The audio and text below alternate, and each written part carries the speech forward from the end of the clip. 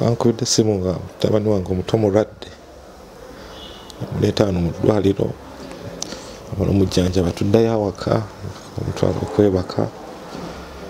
Kati mba ntudde ku TV mpulira baggulawo geeti, embwa ziwoggola, elukola fuso ekuba reverse kuvaako abantu almost like 35.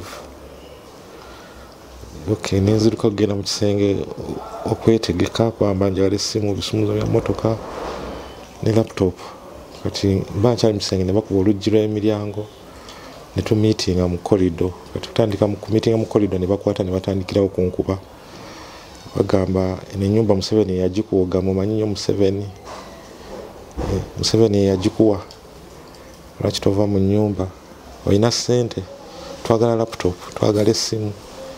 Era obudde basoose okunoonya the first few moments kubanga ndowooza babadde bamanyi nina byempandiika about the university, kati nga baagala kujjawo ndowooza bujulizi obwo, naye nga kintu kyonna kiri ku ssente ze mbabanja. Nakolera Makerere all the 7 years nga tebateekayo NSSF.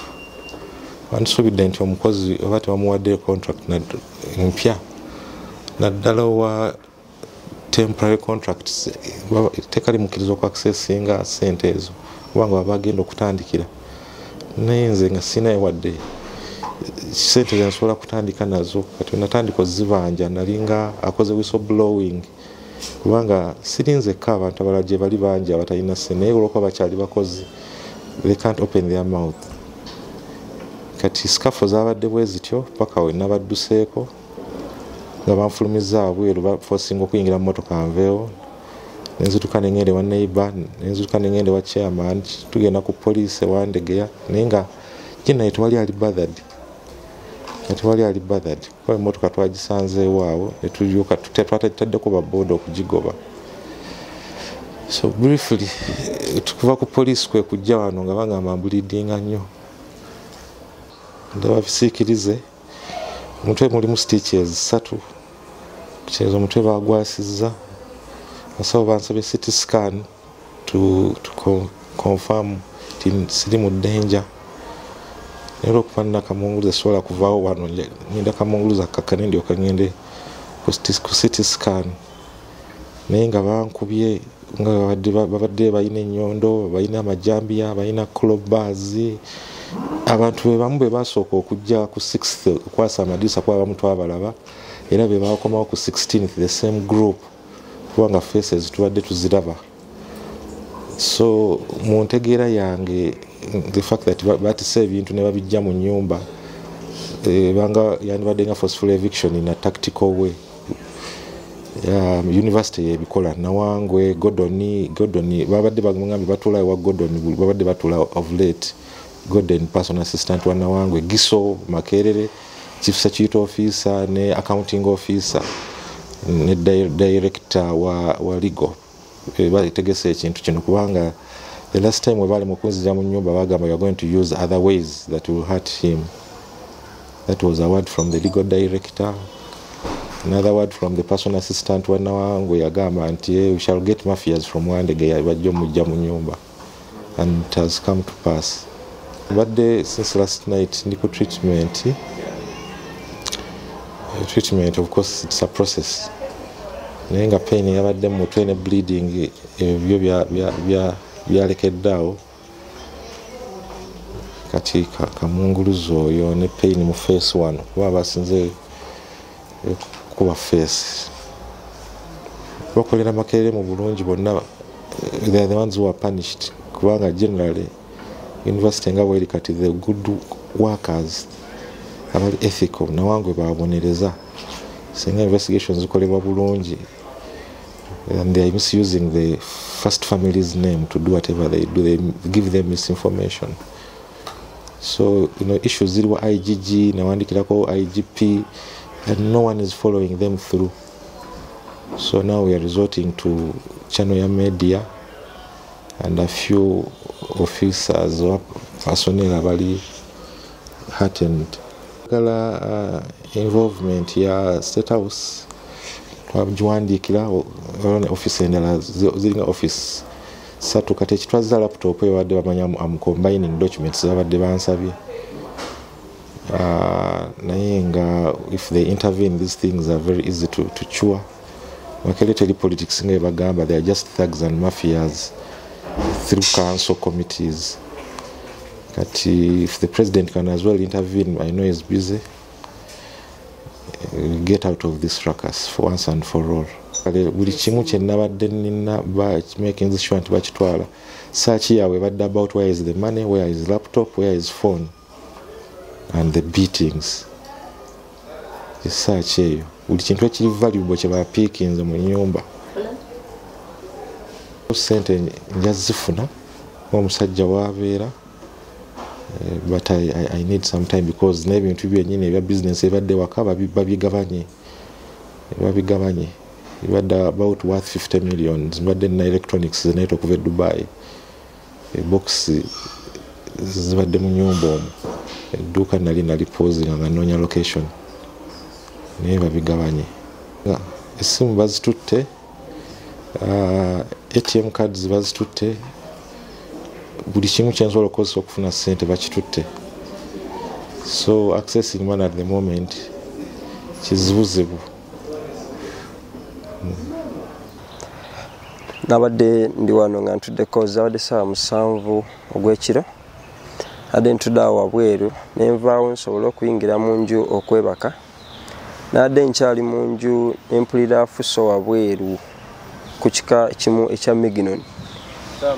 Saa zabadde 7 ng'epakinze nasoose kuwulira kulekana kw'abantu ne pakinga wabweru ne beggulira geeti eyo basobola okuyingira ano naye nga bayitirivu era bangi batasobola kubaako ng'egyeobengangamu.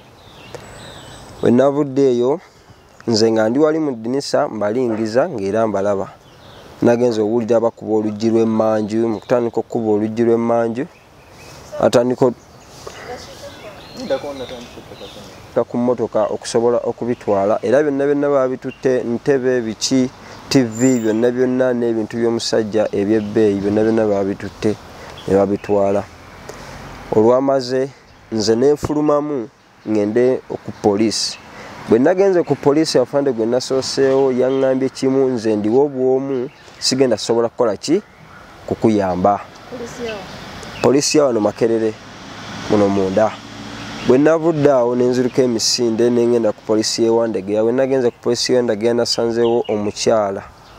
Ne mubuulira ensonga zange nti twetaaga obuyambi wano Makerere munda wa Mwami Kitumba. Teyasobodde kunfaako nnyo kyamaanyi ne ntuula okumala ssaawa nga nnamba ng'akyali ku ssimu ye gy'akuba emu nga simanyi oba akuba simu kikaaki. Yagirwiddeko ebbanga ddene ng'agiremeddeko. Ekyavuddemu n'amaana ava ku ssimu ye n'amaana abaako amasimu g'akuba n'aŋŋamba va wano ku poliisi n'aŋŋamba genda mu bitaala e Wandegeya. Bwe nagenze mu bitaala e Wandegeya n'aŋŋamba yimirira awo abapaatuwo bagenda kujja bakole ki bakupiikingewo mugende. Nalinze abapaatuwo baŋŋamba okumpiikingawo tujje nga sibalaba. Ne ntuuka ekiseera ne nzijja ne maana enkomawo kewaka bannaye nga abasajja bakyapaakinga bintu mu Fuso bali mu bitwala. Babadde abasajja bangi, sijja kugamba nti babadde 10. Awo muzeeyi n'ayamba n'asobola okubasumatukako n'adduka emisinde. Yansanze wali mmanga nga nnyimidde ne mugamba muzeeyi wano tetukola ki tetubeerawo tugende ku poliisi.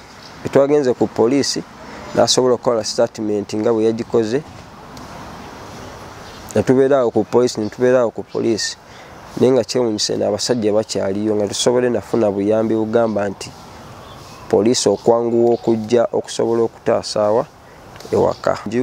Nga mukyala we bw'agamba nti tokuba mwami wange mumuleke temumukuba, ng'abamu bagamba mutte tugende kiriti nti mutte tugende, abamu bagamba soka olindeko, abamu bagamba mutte tugende, abamu bagamba soka olindeko.